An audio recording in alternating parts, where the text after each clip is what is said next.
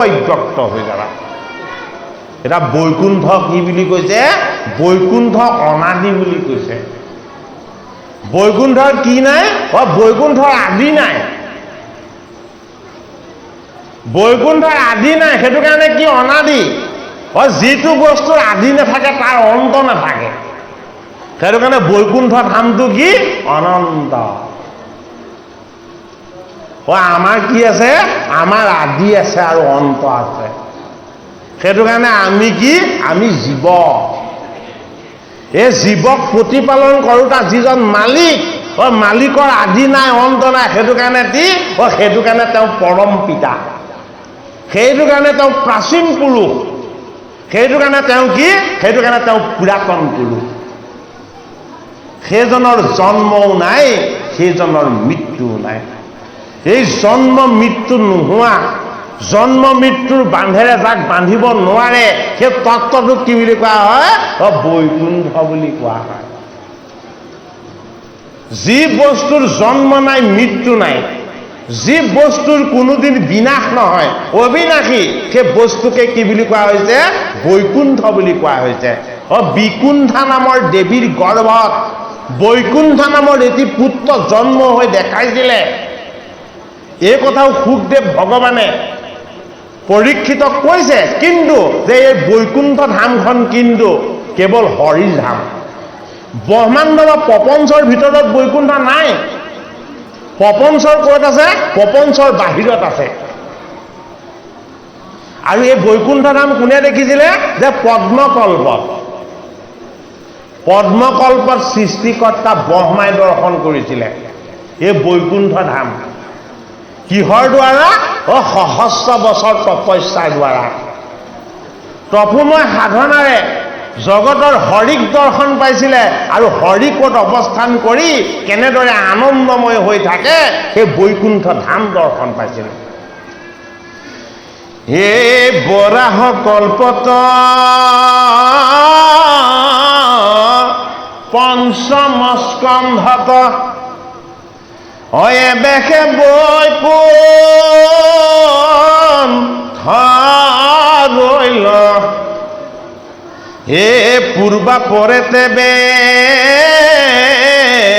ভাগবত গন্ধ, হে সমস্ত বীরু ধইল, আনু নানা চাই দুখন মিলাই কহিবা কিছু পাৰি, সংক্ষেপ পয়াৰে নিলিখিলো তাক, পণ্ডিতে পাইবে বিচাৰি। ইটো দুখনৰ লৈও কয় উত্তৰ, হে শাস্ত্ৰ পূৰ্বা পৰচাই,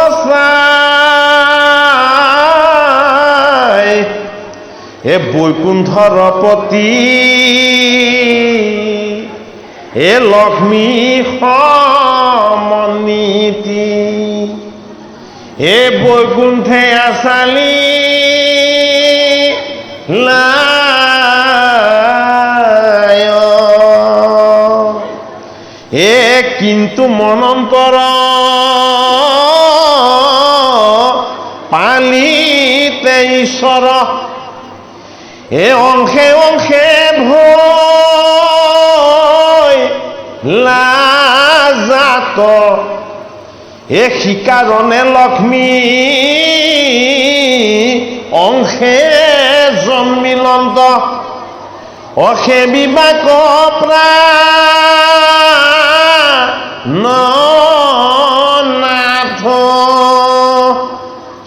হে প্ৰভুৰ সেৱাৰ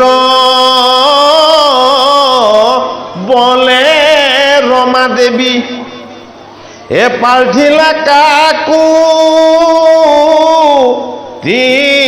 কৰি, সেহিহে কাৰণে কল্পিলা বৈকুণ্ঠ জাতু ভক্ত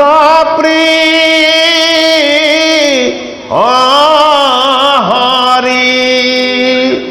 হৰি কি? হৰি নিৰ্গুণ। হৰিৰ লগত কি নাই? হৰিৰ লগত কামনা, বাসনা, মায়া, মোহ, ৰাগ, দেশ আৰু অহংকাৰ এইবিলাক হৰিৰ লগত নাথাকে। ইমান আনন্দময় প্ৰতিক্ষণত নিষ্কাম নিস্পৃহ ভাৱত তেওঁ ভাগ্যৰূপ ৰমাক যেতিয়া তেওঁ সম্বোধন কৰে, ৰমা কোন? ৰমা এই দেহ তত্ত্বত ৰমণ হৈ থকা লক্ষ্মী। এই লক্ষ্মী কি? এই লক্ষ্মী হল প্ৰকৃতি। এই লক্ষ্মী ৰূপা প্ৰকৃতিৰ চৈতন্য শক্তি কোন? চৈতন্য শক্তি হল আত্মা কৃষ্ণ। এই কৃষ্ণ কি? এই কৃষ্ণ হল অবিনাশী। লক্ষ্মীৰ কি হয়? লক্ষ্মীৰ বিনাশ হয়। সেইটো কাৰণে লক্ষ্মীয়ে ভাগৱতৰ অষ্টম স্কন্ধত অমৃত মন্থনৰ সময়ত আমাক দেখাব কি কৰিব? সমুদ্ৰ মন্থনত আকৌ লক্ষ্মীৰ উৎপত্তি হ'ব। সমুদ্ৰ, ক্ষীৰ সমুদ্ৰৰ পৰা কোন উৎপত্তি হ'ব? লক্ষ্মী উৎপত্তি হ'ব। লক্ষ্মী জগতৰ হৰিৰ বহিৰংগা তত্ত্ব। নাৰায়ণ জগতৰ হৰিৰ নিৰাকাৰ অন্তৰংগা তত্ত্ব। জগতৰ হৰিৰ দুই তত্ত্ব অন্তৰংগা আৰু বহিৰংগা। বহিৰংগাটোক বাহ্যিক দৃষ্টিৰে দেখা যায়, অন্তৰংগাটোক কেৱল হৃদয়েৰে অনুভৱ কৰিব পৰা যায়। হজ অপিশনমদ্বয় আত্মা ভূতানামিশরু অপিশনঃ প্রকৃতিম সাম অধিষ্ঠায় সম্ভমামি আত্মায়া। অজো পিছনবদ্বয় আত্মা ভূতানামিশরু অপিশনঃ প্রকৃতিম সাম অধিষ্ঠায় সম্ভমামি আত্ময়া। ভগৱান কৃষ্ণই গীতাৰ জ্ঞান যুগত অৰ্জুনক কৈছে, অজু মানে কি? জন্ম মৃত্যু নাই। অপি, অপি মানে কিন্তু। জন্ম মৃত্যু নাই কিন্তু বোলে কি? সনবদ্বয় আত্মা। তুমি মোক যে এই দেহ ৰূপত দেখিছা কৃষ্ণ, আনন্দ ৰূপত প্ৰকট হৈ থকা, জ্বলি থকা যে দেখিছা, এয়া কৃষ্ণ। এয়া কৃষ্ণ কি জানা? আত্মা, আত্মা ৰূপ। মই কৃপা কৰি তোমাক এই ৰূপত দেখা দি আছো। মোৰ দেহ নাই, মোৰ এই আত্মা ৰূপ। সনবদ্বয় আত্মা বোলে কি? প্ৰকৃতিম সাম অধিষ্ঠায়। এই জগতত প্ৰকৃতিৰ ৰূপত যিমানবিলাক বস্তু আছে, প্ৰত্যেকটো বস্তুৰ মাজত মই ৰস হৈ, মই সাৰ হৈ, মই নিৰ্গুণ হৈ, মই নিৰাকাৰ তত্ত্ব হৈ, মই এই চৈতন্য হৈ প্ৰৱেশ হৈ আছো। সেইটো কাৰণে কি? সেইটো কাৰণেই বহিৰংগা তত্ত্বৰূপেৰে মই প্ৰকৃতি, অন্তৰংগা তত্ত্বৰূপেৰে মই কি? মই হলো আত্মা ঈশ্বৰ। এইটো কাৰণে মোক চকুৰে দেখা নাপায় হে অৰ্জুন। এতিয়া সুধিছে যে যদি তোমাক চকুৰে দেখাই নাপায়, তুমি এই কৃষ্ণ ৰূপত, বিষ্ণু ৰূপত, তুমি ঈশ্বৰ ৰূপতনো কিয় অৱতাৰবিলাক লোৱা? অৰ্জুনে প্ৰশ্ন কৰিছে যে তুমি কিয় তেতিয়াহ'লে অৱতাৰবিলাক ধাৰণ কৰা? এতিয়া ভগৱান কৃষ্ণই অৰ্জুনক জনালে তেওঁ অৱতাৰ কিয় লাগে। ইয়দা यदहि धर्मस्य ग्लानि भवति भारत अभ्युत्थानम् अधर्मस्य तदात्मनं सृजाम्यहं परित्राणाय साधूनां विनाशाय च दुष्कृतां धर्म संस्थापनार्थाय সম্ভ্রমামি যুগে যুগে।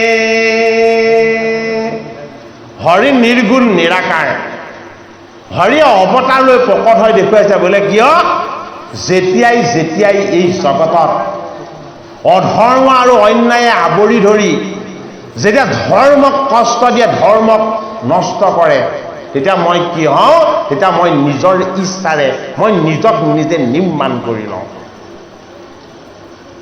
কি কাৰণে তেওঁ অৱতাৰ লওঁ বুলি কৈছে?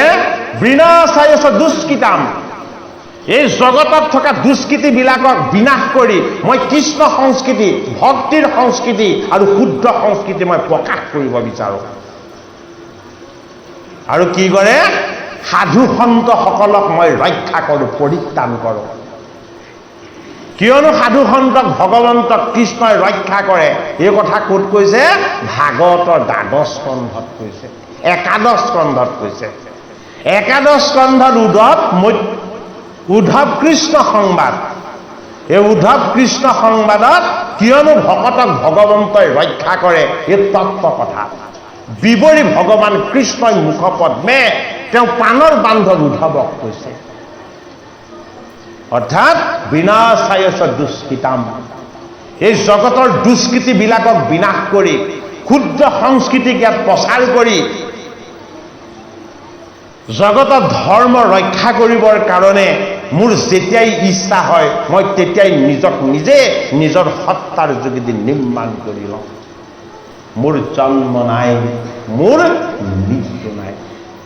ভগৱান কৃষ্ণই তেওঁ প্ৰাণৰ সখা অৰ্জুনক যেতিয়া তেনেকে ক'লে, তেতিয়া অৰ্জুনে আকৌ প্ৰশ্ন কৰিছে যে তোমাৰ যদি জন্ম মৃত্যু নায়েই, তেতিয়াহ'লে তুমি এই অৱতাৰবিলাকৰ যোগেদি যদি সাধু আৰু সন্তকে পালন কৰা, তেতিয়াহ'লে তোমাৰ ভক্তবিলাকক তুমি এই দৈত্য আৰু অসুৰ বংশলৈ কিয় আনা? ভগৱান কৃষ্ণই অকপতে স্বীকাৰ কৰিছে বোলে কি অবিদ্যা মোৰে ৰচনা। ভগৱান বিষ্ণুৰ হাতত এপাত তৰোৱাল আছে, এই তৰোৱাল পাতক অসি বুলি কোৱা হয়। এই অসিৰূপী তৰোৱাল পাত কোনেও নেদেখে। কিয় নেদেখে? অবিদ্যা তেওঁ নিজেই, অজ্ঞান তেওঁ নিজেই, মায়া তেওঁ নিজেই কি কৰে? তেওঁ নিজে এইবিলাক ঢাকি ৰাখে। এইটো কাৰণে অবিদ্যা, অজ্ঞান আৰু মায়া এইবিলাকক দূৰ কৰি জ্ঞান, বিদ্যা, বুদ্ধি আৰু ঈশ্বৰ তত্ত্বৰে সৈতে জগতক উদ্ধাৰ কৰিবৰ কাৰণে কলি যুগত ভগৱান কৃষ্ণ কি ৰূপ? গীতা ৰূপ, ভাগৱত। ভাগৱতৰ অষ্টম স্কন্ধত পাৰিষদ ৰূপ লাভ কৰা এই ব্ৰজেন্দ্ৰই যেতিয়া পাৰিষদ ৰূপেৰে বৈকুণ্ঠ ধামলৈ গ'ল, এই বৈকুণ্ঠখননো কেনেকুৱা তাক এতিয়া ক'ব বোলে কি বৈকুণ্ঠত না জন্ম আছে না মৃত্যু আছে। বৈকুণ্ঠত কি নাই? বৈকুণ্ঠত কালৰ বিক্ৰম নাই আৰু মায়া নাই। কেনেকে দেখিছিলে? যে পদ্মকল্পতে সিদ্ধি আৰু সাধনাৰ বলত জগতৰ হৰি বৈকুণ্ঠপতি নাৰায়ণৰ কৃপাত সৃষ্টিকৰ্তা ব্ৰহ্মাই তপময় সাধনাৰে এই বৈকুণ্ঠ ধাম দৰ্শন পাইছিলে। সুখদেৱ গুৰু ভগৱানে পাণ্ডৱৰ নাতি পৰীক্ষিতক জ্ঞান, ভক্তি আৰু বৈৰাগ্যৰ পালৰূপী গংগাৰ পাৰত এই আনন্দময় হৰি কথা কি কৰিছে? বিকট কৰিছে। এ প্ৰভুৰ সীমাৰ বলে ৰমা দেৱী এ পাৰ্থিল কাকো তি কৰি ও সেই কাৰণে কল্পিলা বৈকুণ্ঠ এ জাতু ভক্ত প্ৰী হৰি নিজ বৈকুণ্ঠত আছে গুণ যত সবেও আতয়াশয় মহামুনি সুকে কহিয়ায়ু চুকে এ কল্পিত তুহুয় এ কল্পিত হুয় যিটো বস্তু স্বয়ং তাকো দেখি সেই মন তাৰ জীৱা নাম আছে গুণগাম সমস্তে হুৱে বে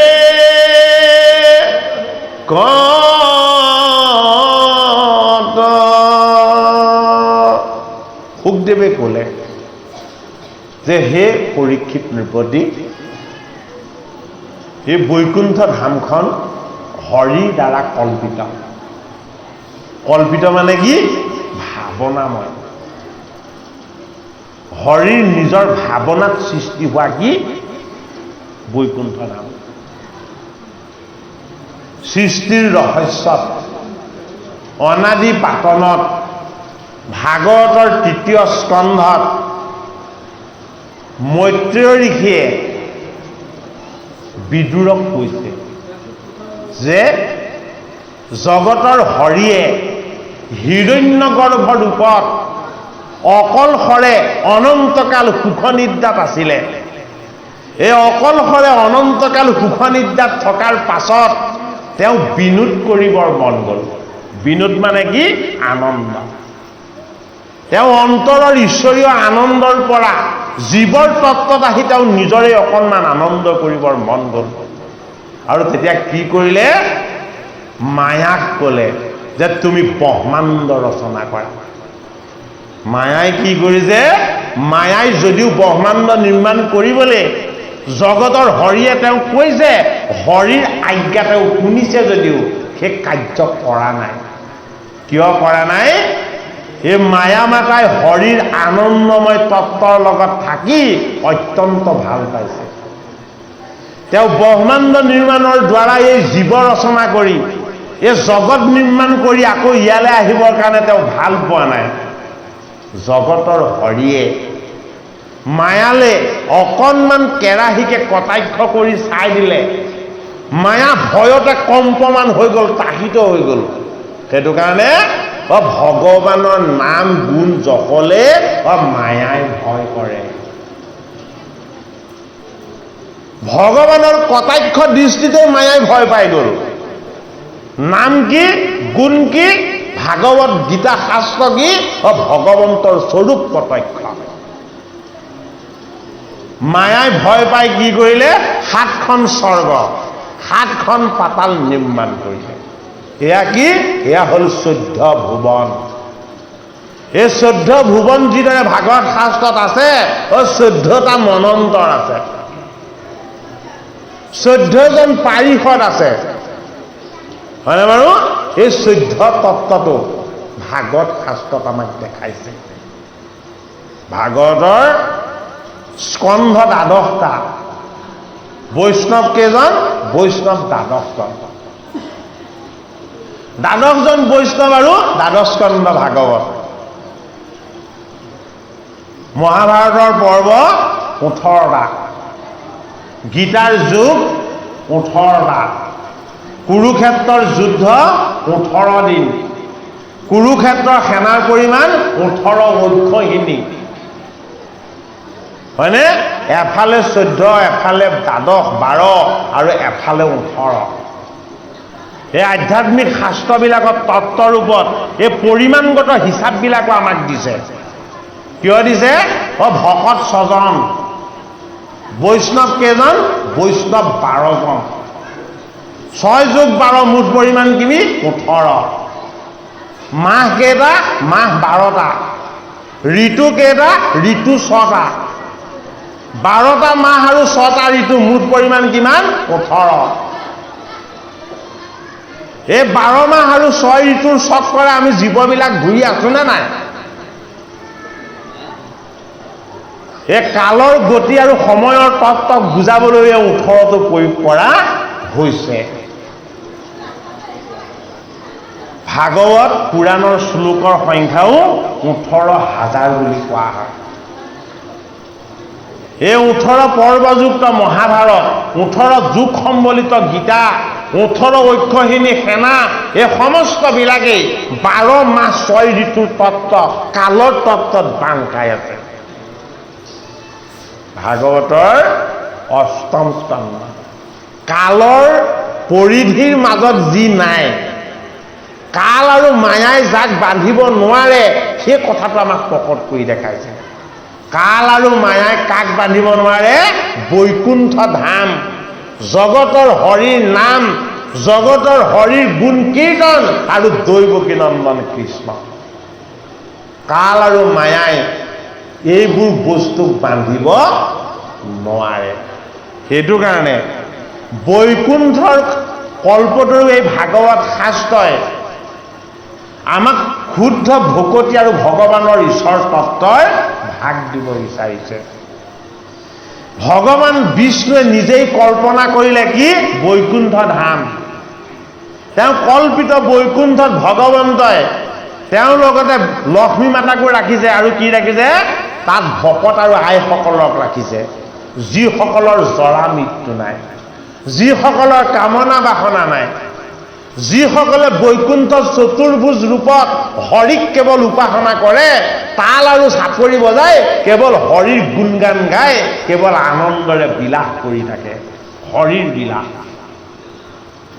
আনন্দময় ঈশ্বৰৰ এই ভকতিৰ যি ৰহস্যময় তত্ত্ব, এই তত্ত্ব কোনেও কাকো বুজাব নোৱাৰে, কোনেও কাকো বুজাই ইয়াক প্ৰত্যয় নিয়াব নোৱাৰে। বোলে কিয়? এই তত্ত্ব হ'ল অনন্ত, এই তত্ত্ব হ'ল অনাদি। এই তত্ত্ব কি?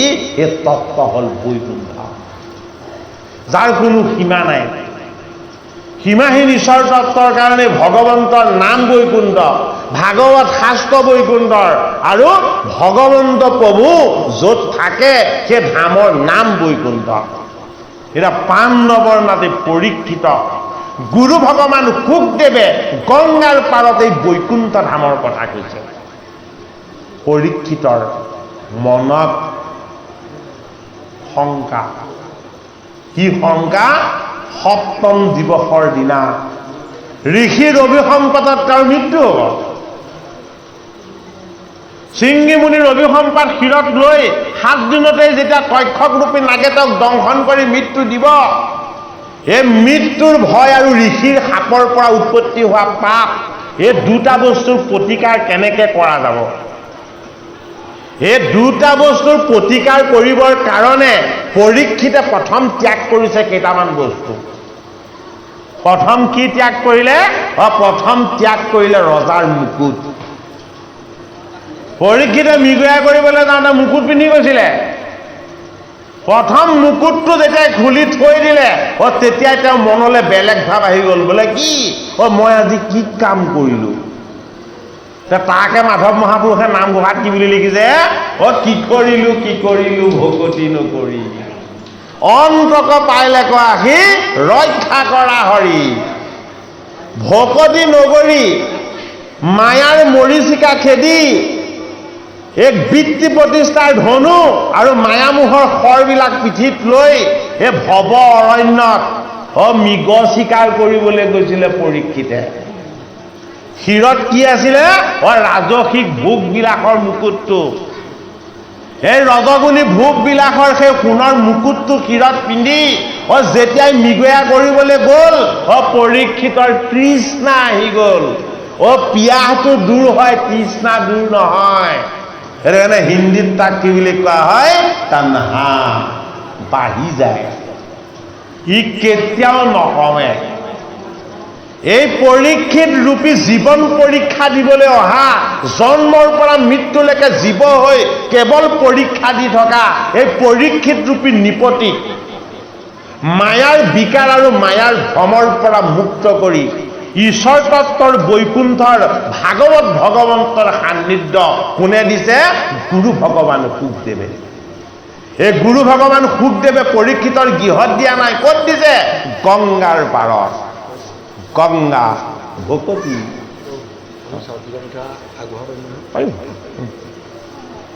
গংগা হ'ল ভকতিৰ পাৰ। এই ভকতিৰ পাৰত গুৰু আৰু শিষ্যৰ মিলনত, সহস্ৰ ঋষিৰ সেই স্থানত সংগমত যি পাত্ৰ হ'ল, এই পাত্ৰ হ'ল কি? শ্ৰীমদ ভাগৱত। পাণ্ডৱৰ নাতি পৰীক্ষিতে ঋষিৰ অভিসম্পাদ যেতিয়াই পালে তেওঁ প্ৰথম কি কৰিলে, ভোগৰ আৰু বিলাসৰ মুকুটটো খুলি দিলে। সিংহাসনখনত বহি অকণমান মৌন হৈ চিন্তা কৰিলে যে মই আজি কি কৰিলো, আৰু তেওঁ মনটোৱে হাহাকাৰ কৰিলে, মোৰ ককাসকলে, মোৰ পিতামহসকলে এনেধৰণৰ ঋষিৰ চৰণত পুষ্প অৰ্পণ কৰি সদায় ভগৱান কৃষ্ণৰ আশীৰ্বাদৰ ভাগ লয়, সেইজন ঋষিৰ গলত মই আজি এটা মৰা সাপ মেৰিয়াই থৈ আহিলো। তৃষ্ণা লোভতে উদ্ভৱে মোহ, মোহত স্মৃতি বিভ্ৰম, স্মৃতি ভ্ৰমে বুদ্ধি নাশ, তাতে সেয়াত মনাসন।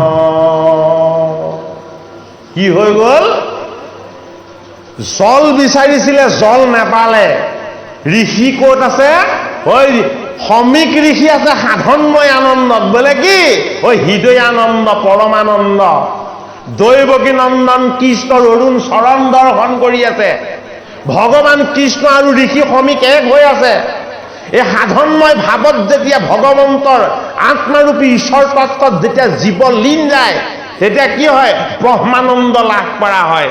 এই ব্ৰহ্মানন্দৰ পৰা ঋষিৰ সাধনময় তত্ত্বক পৰীক্ষিত ৰূপী জীৱই কেতিয়াও ঘূৰাই আনিব নোৱাৰে। সেইটো কাৰণে কি হ'ল, পৰীক্ষিত নিপতিয়ে মায়াৰ জল বিচাৰিছে, ভৱ জল বিচাৰিছে।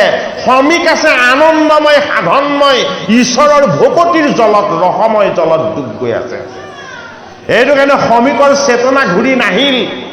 পৰীক্ষিতে কি কৰিলে, এই মায়াৰ ভৱজলৰ বিকাৰত পৰি ঋষিজনৰ সাধনাকো বুজি নাপায় কি কৰিলে, ঋষিক কটু বাক্য প্ৰয়োগ কৰিলে যে তুমি ব্ৰাহ্মণ, মই ৰজা, মই ক্ষত্ৰিয়, তুমি উচ্চ জাতি, মই নিচ্চ জাতি, তুমি সাধনা কৰিছা, মই মৃগয়া কৰিছো, তোমাৰ আৰু মোৰ মাজত ভেদ আছে, সেইটো কাৰণে তুমি মোক অৱজ্ঞা কৰিছা, আৰু তুমি মোক মাত শুনিও তুমি মোক মাত দিয়া নাই। বাক্য কি, বাক্য ব্ৰহ্ম। এই ব্ৰহ্মময় বাক্য যদি কেনেবাকৈ অপবিত্ৰ হয়, আমাৰ প্ৰথম কাইটো অসুচি হয়। এই কাইটো যদি অসুচি হয়, এইটো কি, কাল সৰ্পত বান্ধ খাই থকা এটা সাপ। এই কাইটো যদি অসুচি হয়, তেতিয়াহ'লে ই মৰা সাপ। এই পৰীক্ষিতৰ যোগেদি যিখিনি পাপ উৎপত্তি হৈছিলে, পাপেই হ'ল মৰা সাপ। এই মৰা সাপখিনি সমীকৰ গলত মেৰিয়াই দিয়া হ'ল। বোলে কি, সাধনময় ঋষিক পৰীক্ষিতৰ বাক্যই অপবিত্ৰ কৰিব নোৱাৰে, যিহেতু তেওঁ ব্ৰহ্মানন্দত লীন গৈ আছে। আৰু কি হৈ গ'ল, পৰীক্ষিত নিপতি তাৰ পৰা গুচি আহিলে, আৰু শৃংগী মুনিয়ে আহি দেখিলে সমীক সাধনময়, সাধনাত থাকিলে কোচ দৰ, সাধনাৰ পৰা আঁতৰ হলে আমাৰ কি আহে, লোভ ক্ৰোধ দম্ভ অহংকাৰ সকলো আহে। সেইটো কাৰণে শৃংগীৰূপী কাল ক্ৰোধ পৰীক্ষিত নিপতিৰ কাৰণে মৃত্যু হ'ল। শৃংগী মুনিয়ে যেতিয়া সমীকৰূপী পিতৃৰ গলত, সাধনময় ঋষিৰ দেহত, পবিত্ৰ দেহত যেতিয়া অপবিত্ৰ মৰা সাপ দেখিলে, ক্ৰোধ আহি গ'ল। ক্ৰোধৰ যোগেদি ব্ৰহ্মময় বাক্য, এই ব্ৰহ্মময় বাক্যত ঈশ্বৰৰ শক্তি নিহিত আছে।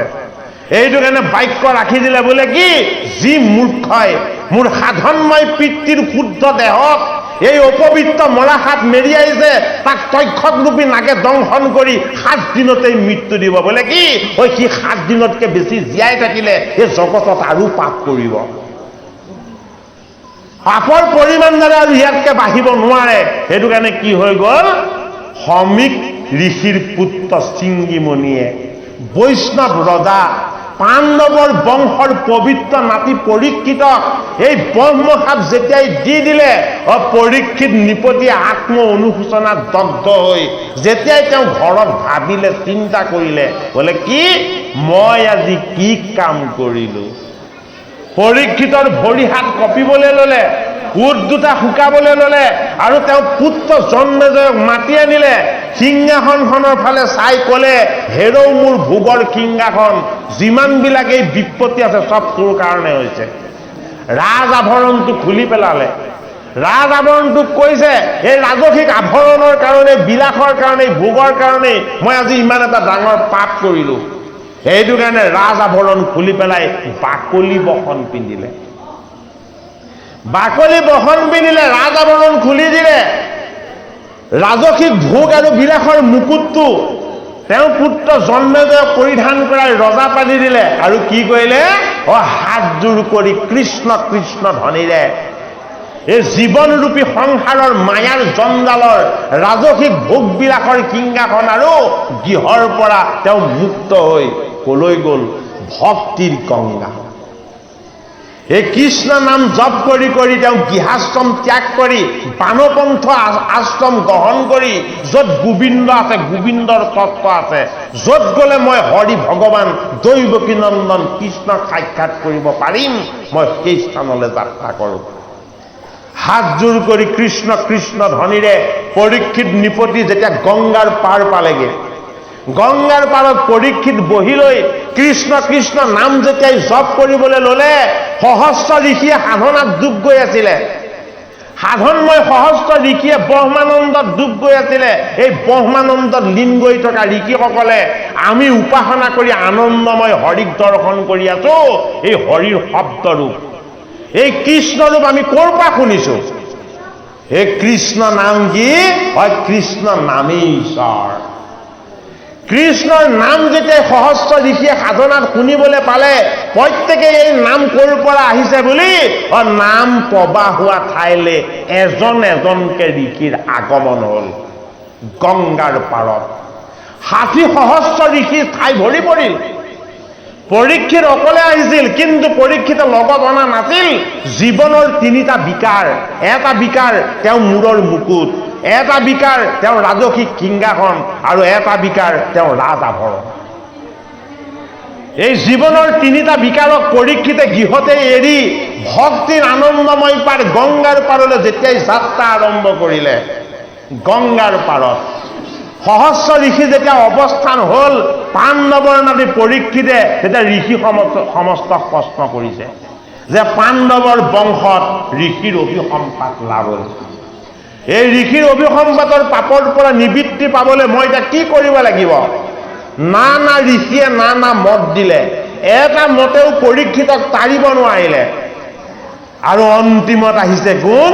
অন্তিমত আহিছে নিত্যৰত হৈ উলংগ বেশত, দিগম্বৰ বেশত, অকুঞ্চিত কেশেৰে আয়ত নয়নেৰে সৈতে কোন আহিছে? ব্যাস নন্দন শুকদেৱে হাঁহি হাঁহি নৃত্য কৰি কৰি কৃষ্ণৰ গীত গাই গাই এই গংগাৰ পাৰলৈ আহিছে।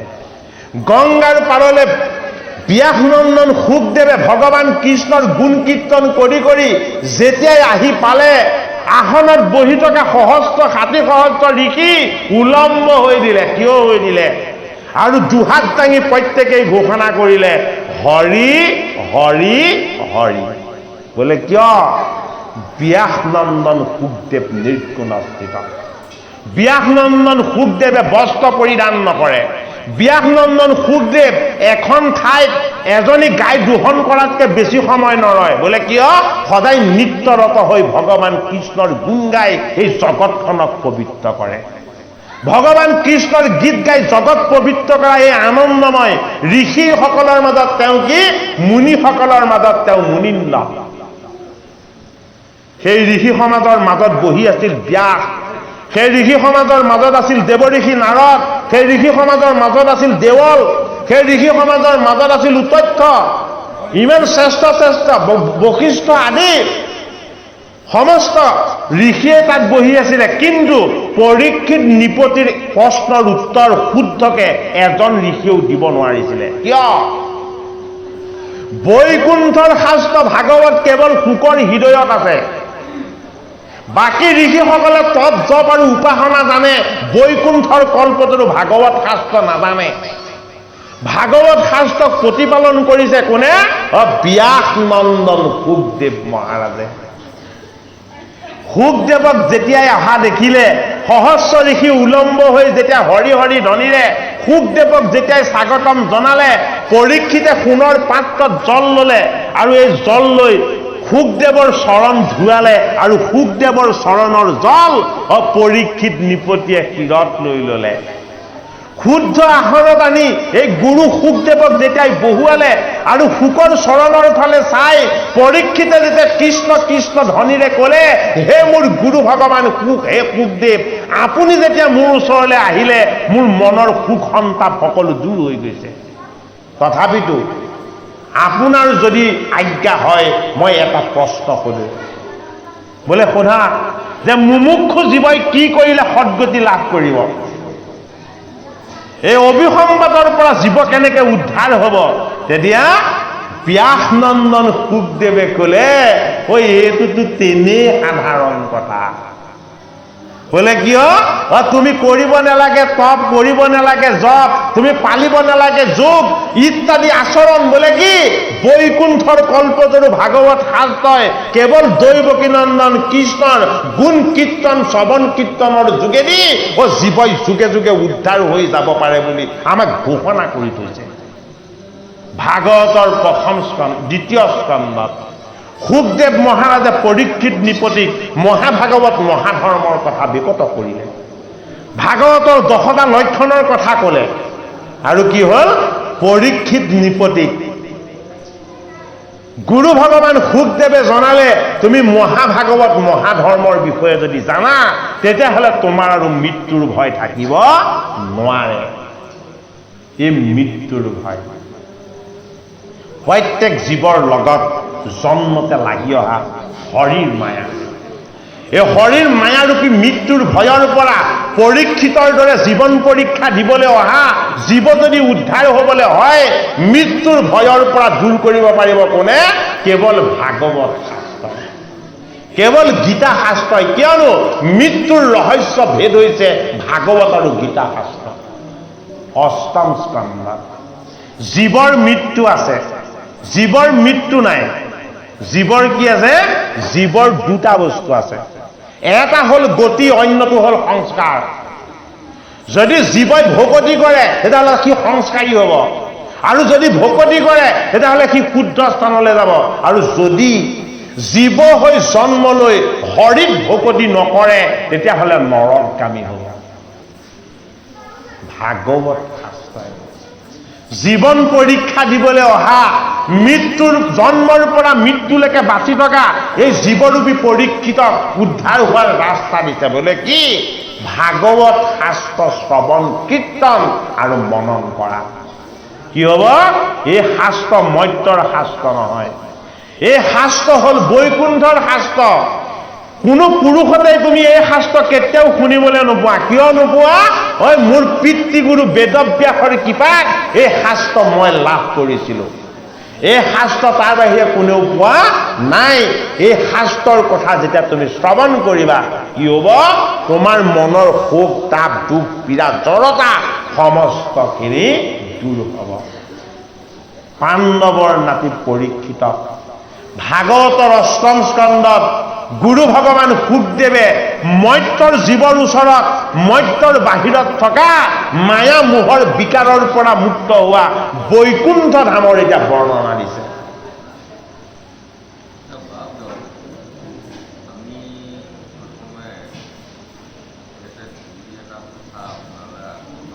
পাৰিব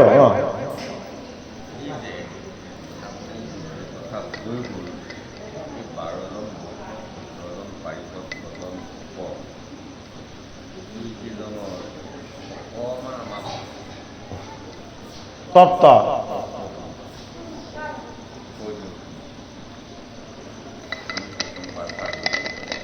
যদি সংক্ষেপেও কোৱা যায় 12 বৈষ্ণৱৰ তত্ত্ব আৰু 6 জন ভকতৰ তত্ত্ব বহুত সময় লাগিব, বহুত সময় লাগিব।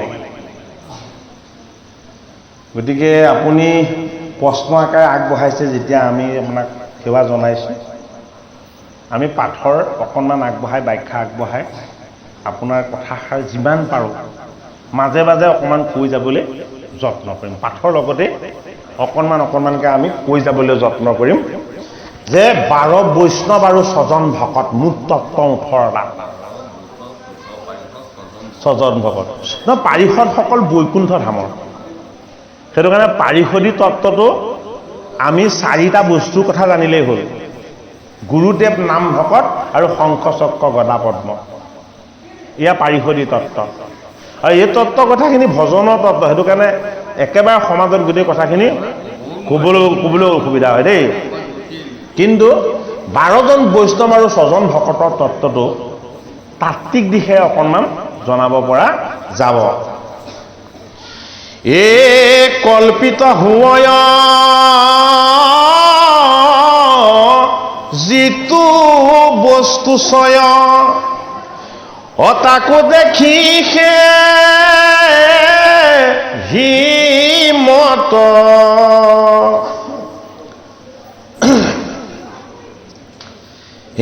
তাৰ জীৱানাম আছে গুণগাম এই সমস্তে হুৱে বেকত হে অংশ যে পুনু কৰিয়া প্ৰণাম হে ব্ৰহ্মাদি তয় হে স্তুতিত প্ৰশস্ত দেখাৱয় মাত্ৰ হে পৰমাৰ্থ পুনয়।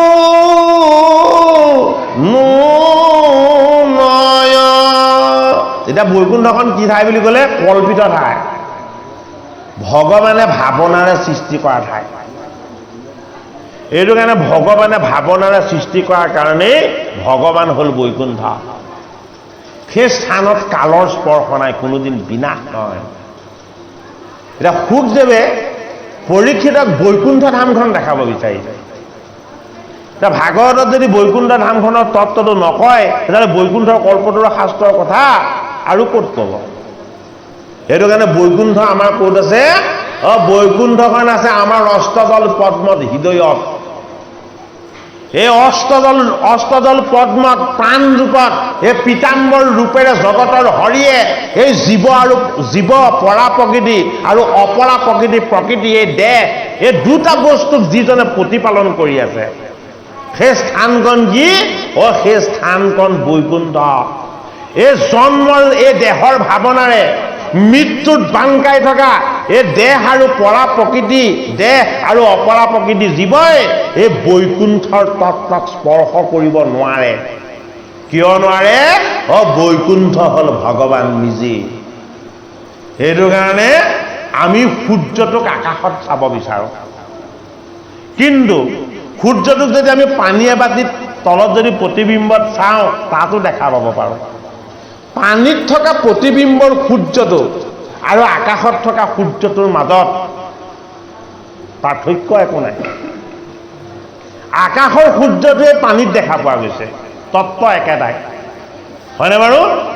যদি ৰাতি হয়, ৰাতি হ'লে আন্ধাৰ হ'ব, কিন্তু সূৰ্যটো নথকাকৈ নাথাকে। সূৰ্যটো তাৰ নিজৰ থকা ঠাইত থাকিবই। পৰমাত্মাৰ বৈকুণ্ঠৰ তত্ত্ব সেয়াই। আমাৰ লগত বৈকুণ্ঠ ধাম ৰূপত জগতৰ হৰি আত্মাৰূপী হৃষিকেশ অজ হৈ জন্ম মৃত্যুৰ পৰা তিৰুৰ ৰহিত হৈ অক্ষয় অব্যয় হৈ পৰমাত্মাৰ ৰূপত আমাৰ চৈতন্য শক্তি হৈ আছে। সেইটো কাৰণে তেওঁ কি? সেইটো কাৰণে তেওঁ হ'ল পীতাম্বৰ। পীত বস্ত্ৰে শুভে আতি শ্যাম কলেৱৰ। এই সেউজীয়া প্ৰকৃতি কোন? জগতৰ হৰি নিজে, বহিৰংগা ঈশ্বৰ, বাহ্যিকমুখী তত্ত্ব ঈশ্বৰ নিজে। এই সেউজীয়া প্ৰকৃতিত প্ৰতিপালন কৰি ৰখা শক্তি কি? শক্তি নিৰাকাৰ। সেইটো কাৰণে কি? পীতাম্বৰ।